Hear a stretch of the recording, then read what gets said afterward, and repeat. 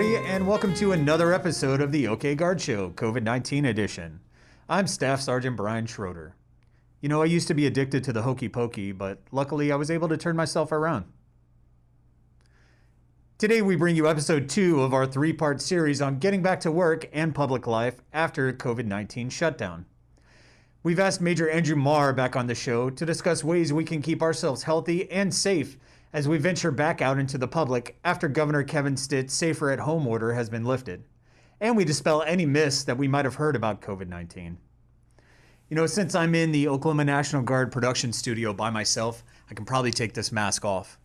But in accordance with CDC guidance, I will keep it nearby when I need to venture out to more publicly shared spaces like the toilet, break room, or any place I might go that receives a lot of foot traffic from other people who also work in this building.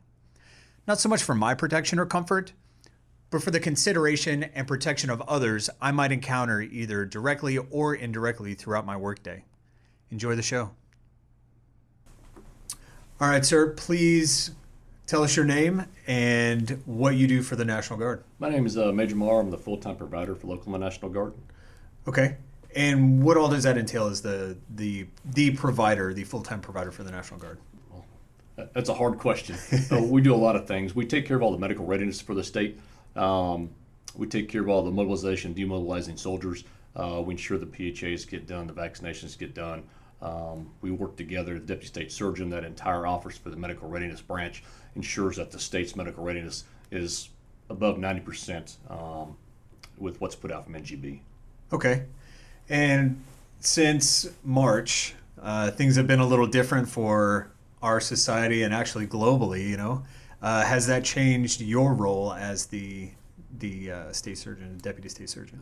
No, as a full-time provider, it hasn't changed my role much at all. There's a few other things that they're doing. They've actually stood up the Joint Task Force. The Joint Task Force is actually taking care of almost everything that's going on with the state active duty, the people coming on a Title 32, and all the different missions that have been pushed down and requested for the National Guard. So in the Oklahoma National Guard, have there been any cases of COVID of some of the soldiers that have been out helping out or otherwise? There are otherwise. We've got a couple that have been tested positive at the basic training centers. They've been put into quarantine like normal. Once they've come out of quarantine and they're negative twice in a 24-hour span, then they can go to training. Okay.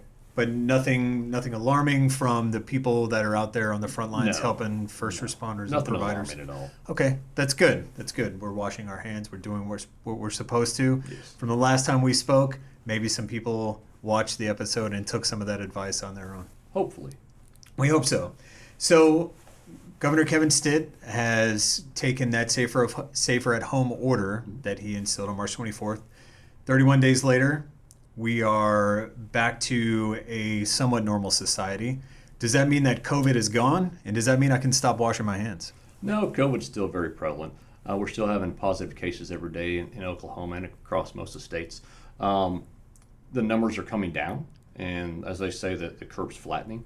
Does it mean that we're out of the woods? Not by any means. We still need to use precautions that we always have. We need to wash our hands. We need to do our social distancing the best that we can, wear our masks when we need to, most definitely. That safer at home order was meant to protect the age group of 65 and older. And in Oklahoma, that's been the most vulnerable population that's seen the majority of the cases, the majority of the unfortunate deaths that have happened in our state. Below that, there's only been 5 cases of those 5 below that 65 age group. From what I've seen in my research, the 4 of those 5 cases that were below the age of 65 all had one underlying condition. And the CDC describes those, just read off a list here of those conditions. So the 65 plus, if you live in a nursing home, long-term care facility, that's that age group and that demographic. Mm-hmm.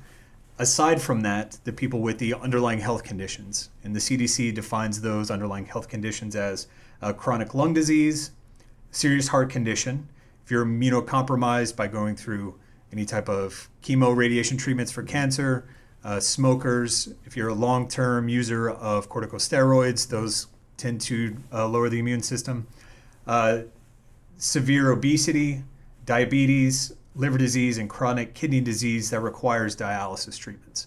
So those are those underlying conditions that everybody talks about. So with Oklahoma, a lot of those conditions are very prevalent in our society. We're number one in serious heart conditions, number two, chronic lung disease. We're fifth in the U.S. on liver disease, fourth in diabetes.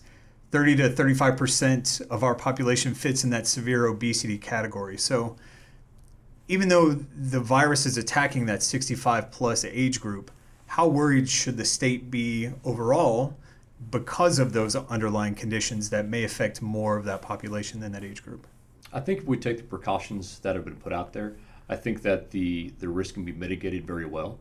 As of today, we've had 95,390 cases in the state. We've had 288 deaths, which overall, compared across the nation, we're doing very well. So what we're doing is working. We need to continue to do the steps that we're taking. I know we're going to start going out into the communities more. A lot of people haven't stopped. If you've seen Home Depot or Lowe's for the last 2 months, you can't find a parking spot. Some wear masks, some don't wear masks. I think that the older population, if they take those risk mitigating factors, wearing the mask, washing their hands and things like that, I think we'll be fine. And same with the underlying conditions, with Correct. just taking the precautions, wearing the mask, Yep. listening to what the CDC says. Okay. So I've heard a lot of people say that COVID-19 is pretty much like the seasonal flu that we see every year. Is COVID-19 like the seasonal flu? Yes or no? And if not, why? It's a viral illness like the flu. It affects you in some of the same manners, but it's a little more severe, especially with the people with the comorbidities. Do I think it's worse than the flu? If you look at statistically in Oklahoma, if you look at the deaths we've had so far from the flu, we've had 85 deaths from the flu this year. So COVID's a little bit above that, but we've had a lot more cases of the flu in Oklahoma. Is it the same? No. The flu and the COVID-19, they're two different viruses. Both have a set of symptoms that are different and some that are similar. And with those two, they're totally different viruses. COVID-19, especially with the elderly, seems to be worse due to the fact that it's causing more deaths. So they are similar in that they're both viruses, but different in how they attack work. the body? Correct. Okay. And we hear of the virus is mutating. What they saw in China is different than what they saw in Italy, is similar to what we've seen, but different than what we're seeing here in the U.S. Mm-hmm. What does that mean? How does a virus mutate, and what does that mean? The virus adapts. When the body tries to kill it, it has the ability to change its makeup a little bit, which makes it harder for the body to kill it, which means you have a different, same virus, different generation of virus, basically. Okay. So it has the ability to change a little bit. The flu does the same thing every year. We have different types of flus or different strains of flu. And it happens. Bacteria do the same thing. They grow and learn, basically, and they adapt and they change enough to try to survive. Okay. Yeah, bacteria to me is super fascinating. Humans, we take 9 months to make a brand new human. Bacteria takes 12 minutes to make a brand new bacteria. Is a virus similar in that it can replicate that much quicker? I'm not sure how fast this virus replicates. Okay. I can't tell you for sure, but it does replicate. Some viruses can replicate quickly, others take longer. How do researchers stay ahead of that game? Do they try and make predictions as far as where it's been, and then they try and predict how it's going to go? Is that even possible? They try to use different models to see what it's going to do. Okay. So with the flu, we get the flu vaccine every year. And basically it's their best guess of the top 3 or 4 strains that they think it's going to be. And that's what goes into the vaccine. Some years are right on, it works very well. Other years, doesn't work well at all. Okay. So it just kind of depends on what direction the virus chooses to take, and we do the best that we can with the modeling that's presented. Correct. Okay. So what about a vaccine for COVID-19? Why does it take so long? Because you hear, in another year, 18 months, we might have a vaccine. But then you see headlines that say a vaccine's right around the corner. It takes 12 to 18 months. Once they develop what they think the vaccine is something that will kill COVID-19 or prevent it, Then they have to go into the different types of testing. Usually they'll do an animal model, then they'll do human testing. A lot of times the testings have 3 or 4 different legs to it, and it just takes time. Sometimes the vaccine they think they have doesn't work, or it kills people. So it takes a long time to get one that's going to be safe and approved by the FDA.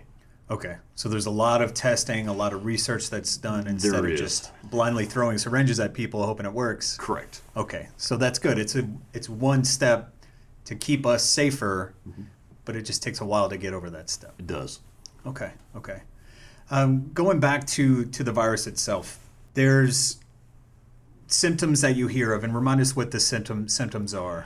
A fever above 100.4. You have a dry cough. You can have shortness of breath. Those are the top 3 right there. Okay. Other things you need to think about are, have you been in contact with somebody who is a frontline provider? Are they an EMT? Are they a firefighter? Are they a nurse? Are they a doc?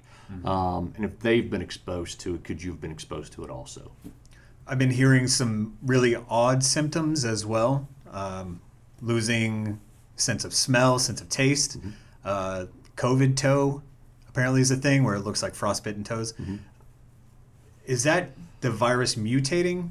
Is that just different ways that it presents in other people? I think it's just different ways that it's presenting in different people.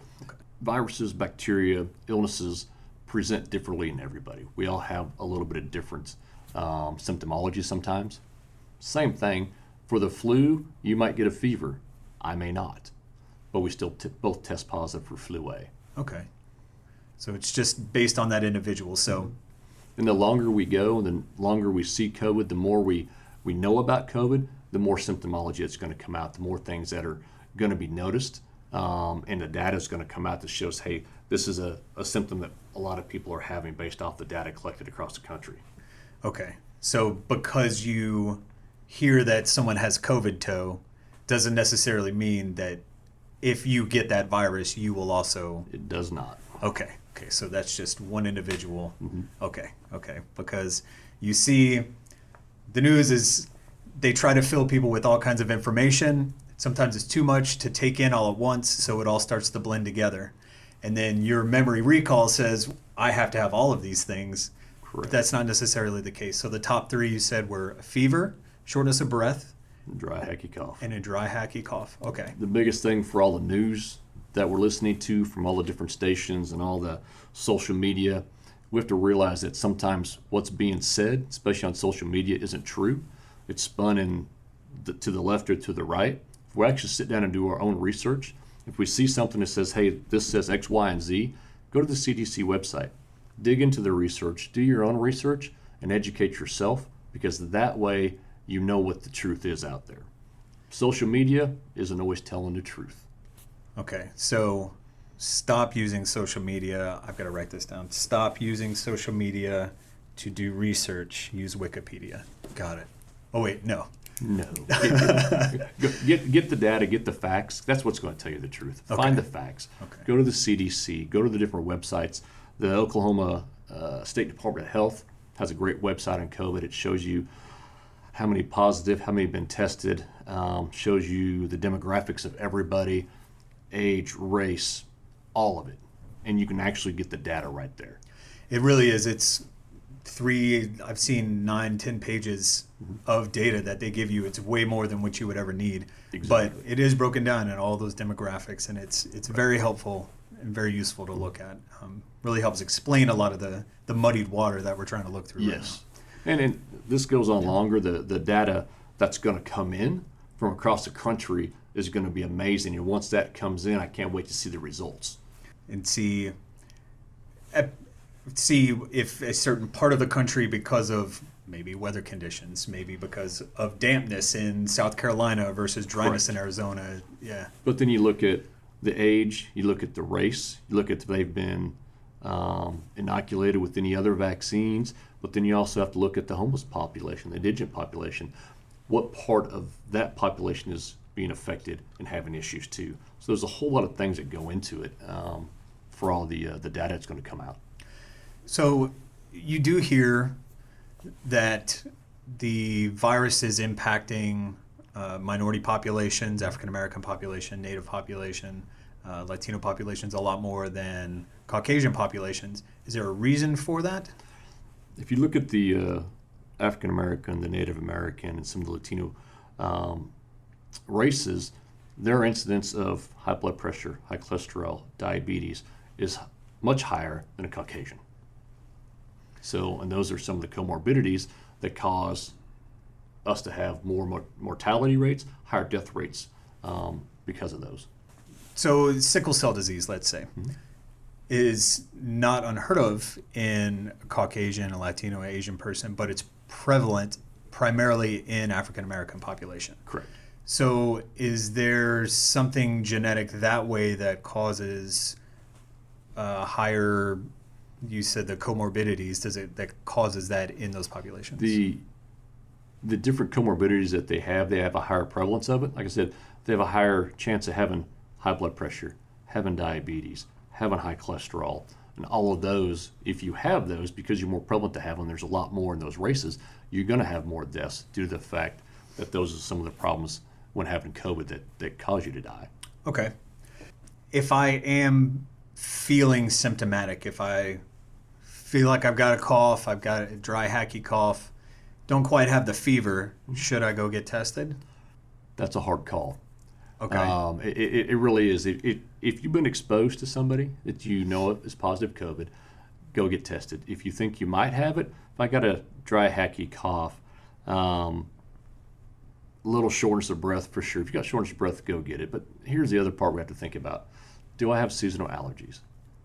Do I get like this every May? And if the answer is yes, then you kind of have to fish through that and go, is this my allergies or is this possibly, COVID?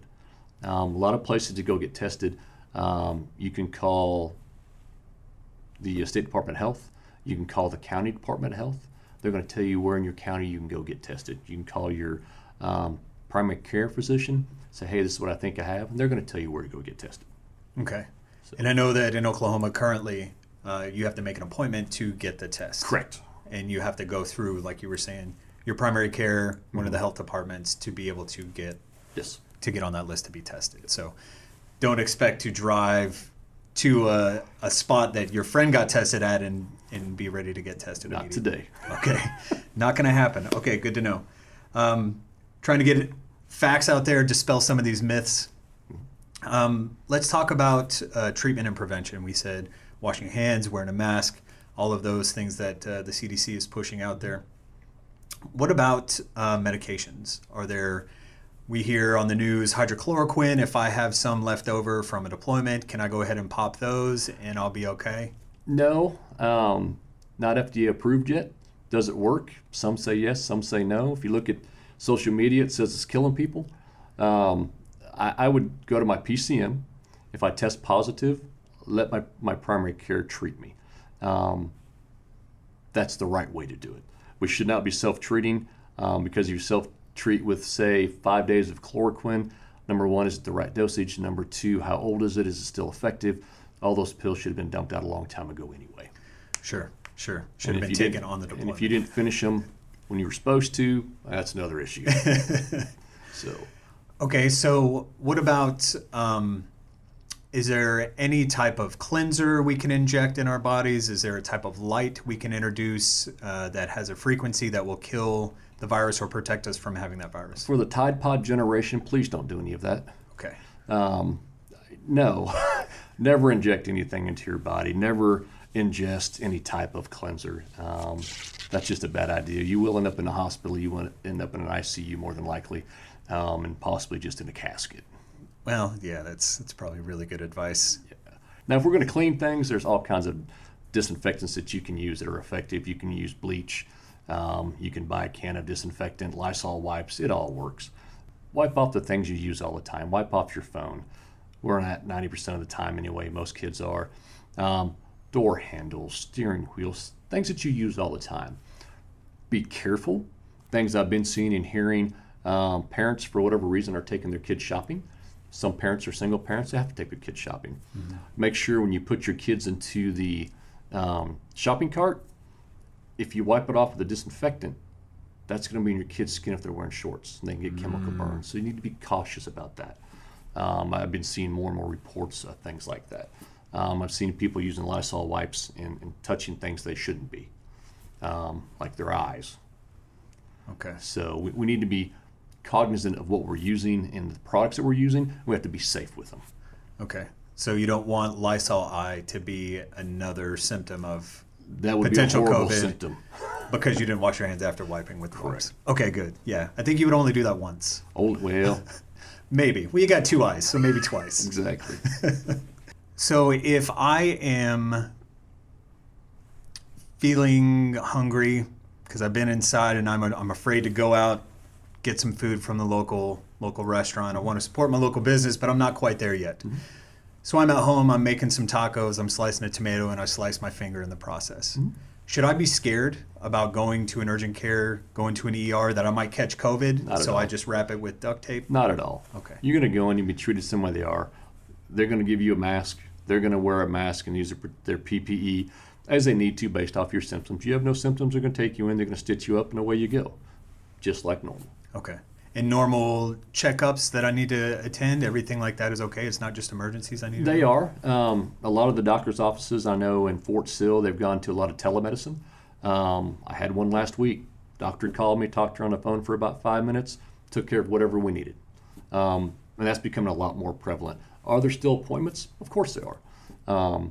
But it's getting easier to get appointments now with the telemedicine and things like that. So what about masks? You hear wear a mask, you hear don't wear a mask, you hear masks are only to protect somebody that has it from spreading to somebody else. It doesn't protect you if you don't have it. What's the skinny on the masks? Well, there's a lot of opinions on masks. If you look at the size of the holes in the mask, the microns, how big they are, and you compare how big the virus is or how small it is it going to stop everything? Probably not the ones we're wearing. Wearing the mask is important. There's a lot of people who are COVID-19 positive, but they're asymptomatic, and we have no idea. So wearing the mask at that point could help you from getting somebody else sick. And that's important, especially if you're around, like I said, anybody that's immunocompromised, somebody that's a little bit older, anybody has the comorbidities. And when you're going out shopping, who do you see a lot of people are? You see a lot of people that are 65 and older. You know they're going to have comorbidities, high blood pressure, diabetes, high cholesterol, things like that.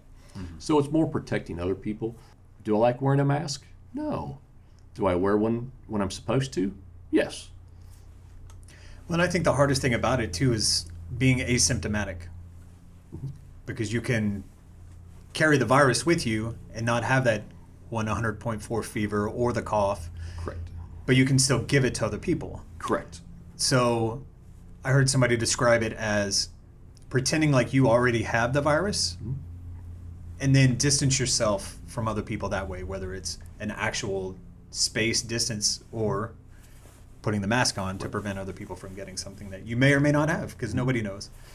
And I think that's the scariest for me, or not really scary, but most worrisome, is that nobody knows. Right. Nobody knows, and you just do what you feel is best for you. If you look at the statistics, 49 and below, you've got about a 99.99% chance of never even knowing you had it. Don't get sick. You don't know. Have you had it? I would bet that there are a lot of people that work on this complex that had it last fall or early spring that didn't know we had it. A lot of people were sick. They tested negative for strep. They tested negative for flu A. They tested negative for flu B. But guess what? They got diagnosed with a viral illness.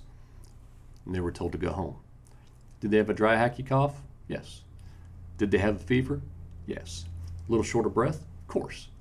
Did they give them some albuterol inhaler to make them breathe easier? Yes, they did. And they sent them home and said, you'll be better in about 5 weeks. And in about 5 weeks, they got better.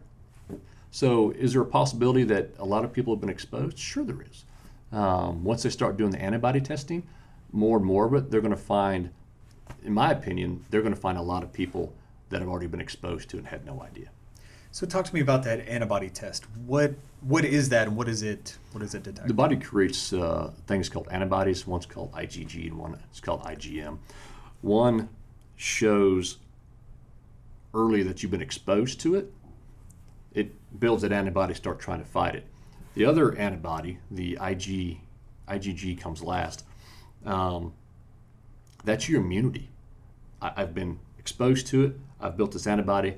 I now become immune to it. That's like when you get the varicella vaccine or the polio vaccine and all those things. Our body builds antibodies to it so that we don't get it. It fights it off. So if you do test, you do an antibody test, and it shows that you were exposed to the virus and you have antibodies in your system, can you still get the virus? That's the hard part. We don't have data. We don't know if the people who have the antibodies, if they built an immunity to it or not. Okay. All that data is going to come, but it's going to take a while. Okay. Man, there's so much to know about this, and so much everybody wants to know, but we're just not at a point to have the data to know. Correct. The biggest thing is take a deep breath, relax, and live your life. Take the precautions you're supposed to, and do what you need. Does it mean we can't live our life? Not at all. You can still do things, but you have to be smart about it. So speaking of doing things, today is our first day back at work from telework here at the Joint Force Headquarters.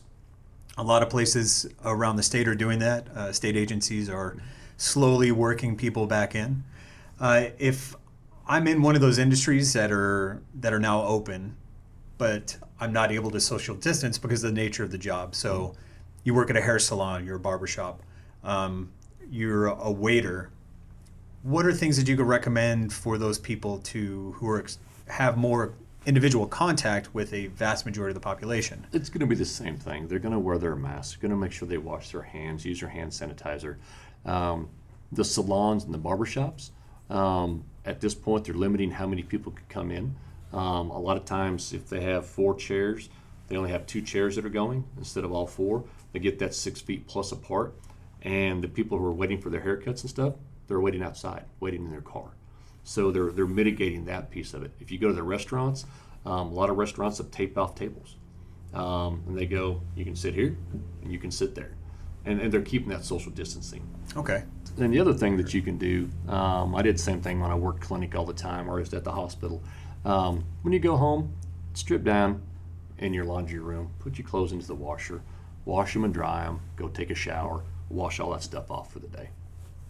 You do what you feel is going to make you safe, on top of what people who have done years of research, spent their life researching how to prevent the spread of disease, have also recommended. So if I'm an office worker, we talked about this a little bit. You said, wipe down your space. You can use a variety of different cleaners to wipe down your space. How often should I be doing that? I do it once a day. I would do it before I left. That way, coming the next morning, things are fresh, things are clean. That cleanser's had time to sit. With the Lysol wipe, it's going to dry and evaporate, and it's going to kill most everything. You can use the spray cleaners or different things. Okay. So if you feel like you need to do it twice a day, that's fine too. It's going to be down to personal preference. If no one else is using my space and it's just me, I'll do it once a day. What about let's talk about cleansers. You mentioned bleach, Lysol, those types of things. What about just soap and water to clean a surface? Is that effective? It'll clean the surface, but soap and water is not going to kill any viruses or bacteria that's on it. Okay. You need a bacterial side or a viral. Can't say the right word. Anyway, someone's going to kill the virus. Okay. And it'll tell you on the can. I think a lot of the cans it says coronavirus on it. Is it the first time we've seen the coronavirus? No. There's different types of coronavirus. This one just happened to get into the humans. So, but once or twice a day, it's fine. Okay. Good to know. What about like vinegar and water? I know that's a good cleaner that a lot of people use for surface tops. Is that an antiviral as well? I would go with bleach or a Lysol or one of those cleaners. Okay. Just making sure, because again, everybody has their own opinion on how they feel is best to do things. There's a lot of wives' tales and folklores, and back in the day, this is how we did it. And stick with what's proven. You know that Lysol kills it. You know that bleach kills it. Stick with those things and just make it easy. Aside from work, We've talked a little bit about going out, going to restaurants, going to bars. Eventually, it will be movie theaters and things like that. People are going to churches and going to their church service. Same recommendations, the distancing, the masks. And The exact same recommendation. I went to church this weekend, and family units sat together, and they're all separated by 6 to 10 feet.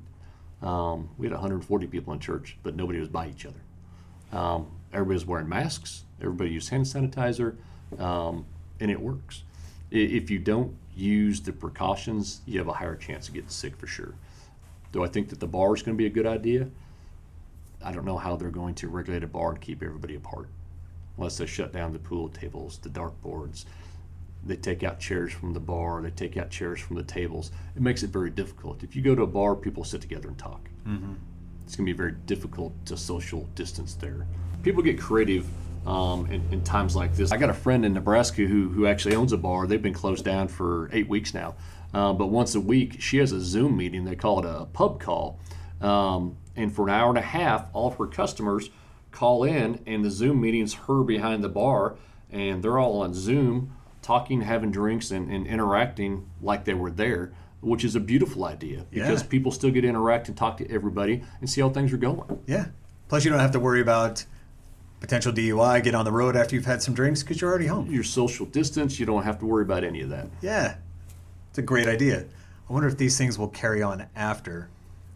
I think we've learned from this that teleworking, telemeetings, Zoom meetings, things like that, work very well. I have a feeling a lot of businesses, this is just Drew's opinion, will probably incorporate some of these things to make it easier. I think so. And people are seeing how effective they are, like you were saying. Mm-hmm. And yeah, why not? If you don't need to, why? Right. You know? Is it necessary when I go out to wear long sleeves or pants to protect myself from the virus? No. So it's not anything that can get on my skin. It's not a flesh-eating bacteria. No, it's not a flesh-eating bacteria. Can you get on your skin? Sure. Is it going to bother you? Unless you have an opening or cut or something? No, you'll be fine. It's a respiratory issue. Okay. And we hear that with the weather getting warmer, the chance of this virus going away, kind of like the seasonal flu where, you see it in the spring, you see it in the fall, winter. That is the thought process. We'll find out here in about a month and a half. So could it be like the flu, and could it kind of ebb and flow? Could it go away for the summertime, and could it come back in the fall? Sure, it could. We don't know what's going to happen yet. Do you know if there are plans being set in place, like contingency plan in case that does come back? So we already have a response set in place from your perspective? I can say that the state, all the governments, parts of the government will be looking at this. And it's not only the government, it also comes down to the high schools, the colleges, and all those things too. There's some colleges I know that have already worked on and set up teleclasses again. I got friends who are nurses that teach the nursing students, and they're studying up this summer in case they have to do teleclasses again, and they're getting all that stuff ready to go. So I've heard that at several meat packing plants or meat processing plants that people have been testing at very high rates. You see it on the news, testing very high rates of COVID. Should I be concerned about the meat that I'm eating or where I get my meat from? Because, COVID, they say that they trace that back to eating bats. H1N1 was chicken. Should I have concerns that way? I haven't seen anything that says we should have concern. If we cook our meat properly to the correct temperature, we shouldn't have any issues. The problem comes when we don't cook things properly. Okay. So making sure you don't have medium rare chicken breasts or... You have to hit the certain temperatures you're supposed to get to for pork, for chicken, for beef. We need to make sure that we get there. Okay.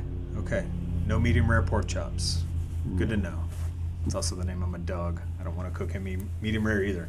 My family is very persistent about getting together. I have a very large family. Mm-hmm.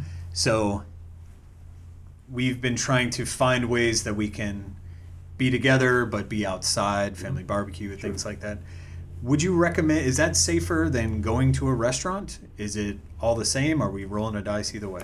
I think you're going to roll the dice either way. It depends on the family. I know a lot of family units. mom, dad, grandma, grandpa, the kids and everything, they haven't gone anywhere for the most part. Parents have been working from the house or laid off. They go to the grocery store. They need to, I got friends who their parents are older and they're keeping their parents at home and said, you're grounded. We will go get stuff for you. Go outside in the yard, mow your yard, do what you need to, stay away from everybody. A lot of times if those family units, if everybody stayed away, would it be okay to have a barbecue and be able to social distance a little bit? Probably safer than going to a restaurant where things are more enclosed. Would I recommend all of them? No. Do I think that the populace is tired of being cooped up? Yes. Do I think people are going to start taking more and more risks? Yes. Do I see people out barbecuing in their driveways now? Yes. They're going to do it. I think if you keep it in the family unit, I think it'll be safer than having all the neighbors over because you have no idea where everybody's been, if that makes sense. No, it definitely does. You can control your surrounding and your environment. Correct. And beyond that, you have no control. And I feel like that's where a lot of people's frustrations may come in because they want to control that. They see someone that, depending on their mask opinion, they see somebody at the store out in public that's counter to what their mask opinion is, Mm-hmm. and they want to shake that person or go up and talk to them, but it's not really their place to do that. It's not. If you look at the research, you can find arguments for both sides, for wearing a mask and for not wearing a mask. You have to pick which side you want to be on.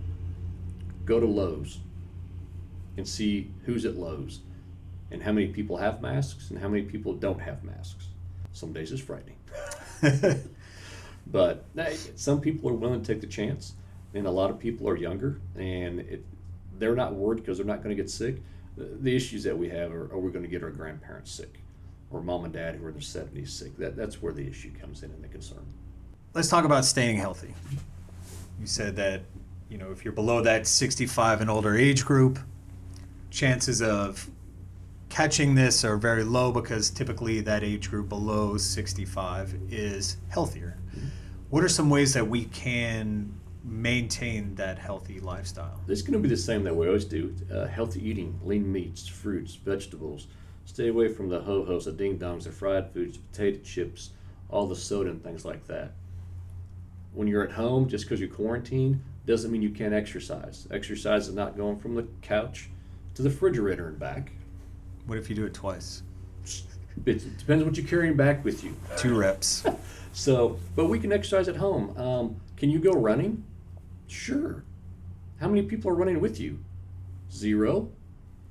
I can tell you where I live, I see the same 4 people run every other day. There's not a lot of people out there running. Have I seen people at the local track? I've seen 3 people, the same 3 people in the mornings, who are out there walking around the track every morning. It's not a large populace. Go exercise. That's the other part. Gyms are opening. A lot of gyms are now open 24/7 again. You got your key fob. That's where we have to be careful also. Make sure we wipe off the equipment before we use them. Make sure we wipe off when we're done. Try not to go when there's 400 people in there and you're shoulder to shoulder. Keep that social distancing. We can exercise at home too. Push-ups, sit-ups, flutter kicks. We're in the military. We know how to do it without any weights or anything. We just have to find a motivation. Right. Going to the gym, is it safe to wear a mask while I'm at the gym, or does that create a completely different concern in itself? You can wear a mask. Depends on what you're doing. Does it make it harder to breathe once they get wet? Sure does. If you got an N95 on and you're breathing hard and it gets moist, it's hard to pull air through one of those. So you have to be careful and you have to use common sense with it. Okay. So don't work out with my mask on until I pass out. Exactly. Because then I'll be in a hospital for a different reason. I go to the gym at about 4 o'clock in the morning. There's 2 other people there. Makes it really simple. Yeah. So when at 10 o'clock at my gym, there's about 6 people there. So try to stay away from the peak hours and you'll be fine. Okay. All right. Good to know. What other aspects of our lives can we look at to maintain our physical health? You also have to look at your spiritual health. Your mental health is very important. A lot of people they feel isolated right now. I know my grandmother's 102, and she's in assisted living, and they stay in their room all day. They don't even bring them down to the meals anymore. Everything's taken to them. So we try to video chat with people. Little things help. A phone call, a text, just asking, hey, how you doing? My brother and my sister go see my grandmother. They just stood on the other side of the glass, and they sit and talk on the phone. Seeing people makes you happy. It increases your neurotransmitters, and it's good for us. Being isolated, being by ourselves, it's very difficult. So when you still need to interact, it's like us talking the Zoom meetings that they have. Those are great because you get to see all your friends, and you get to interact with everybody. You're just not touching them. Yeah. You still get that dopamine release from that human contact. If you're spiritual and you're a churchgoer, my church has been doing online church for 6-7 weeks. We just opened back up this week. But there's a lot of things you can do like that. We've got a Facebook page, and people are posting stuff all the time. That, I think, is one of the things that will help people the most, is trying to maintain that positive attitude. We've had some podcast episodes about thought creep and how different thoughts can creep up in your mind and then start taking over like a virus and infecting all of your thoughts. So recognizing when that happens and negative thoughts take over quickly, give you a negative attitude, and then things get bad. Yeah. So it's good to know, staying positive, not letting your mind get away from itself. And one thing that's helped me is staying off of social media. When I get done researching, no longer researching, I turn it off. And I've stopped following certain things because I can feel my body becoming tense when I look at it versus my body releasing when I see things like puppies or a nice landscape photograph that someone took at a beach. Right. And it really does make a world of difference just instantaneously.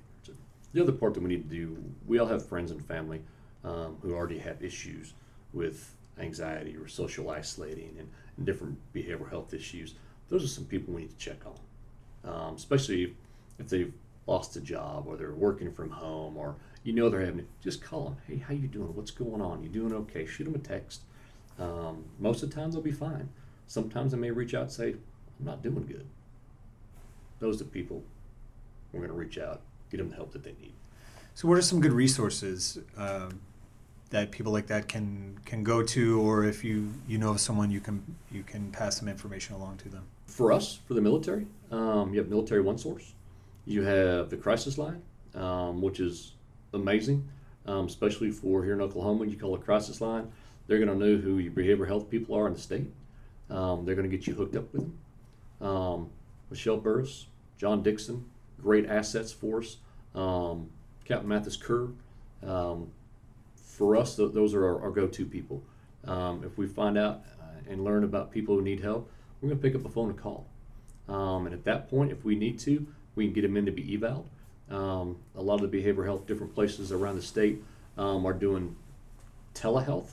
They're going to call and do an interview, their intake over the phone. And at that point, think they need to come in, then we'll bring them in. What positives do you think are going to come out of this whole thing? I think we're going to find that people are a lot more resilient than they thought they were.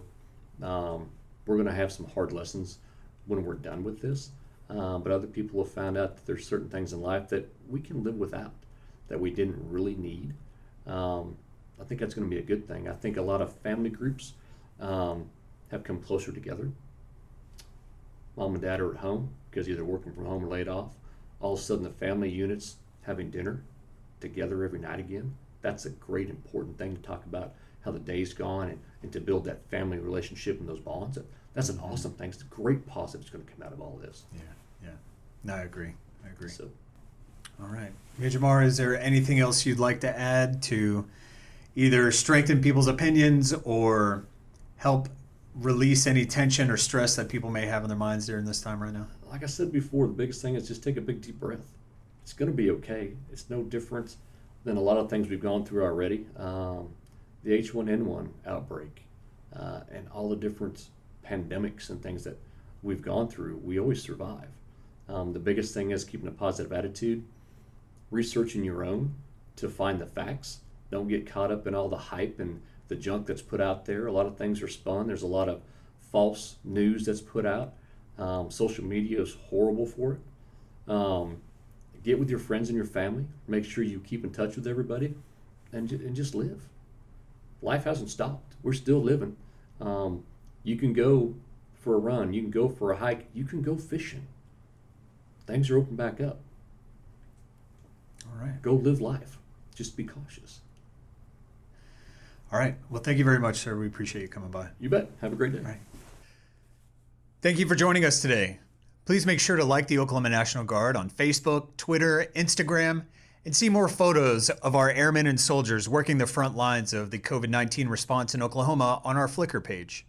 Also, make sure to subscribe to the Oklahoma National Guard YouTube page and stay up to date with the latest The OK Guard Show releases on Podbean or any platform you get your podcasts.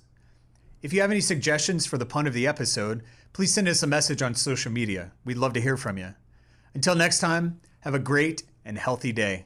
But for now, it's time to get back to work.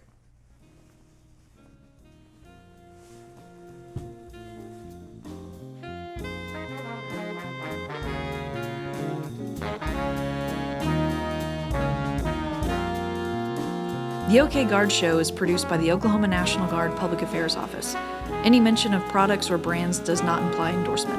All guests on the show are volunteers in an effort to inform and educate members of the Oklahoma National Guard, their families, retirees, potential recruits, and the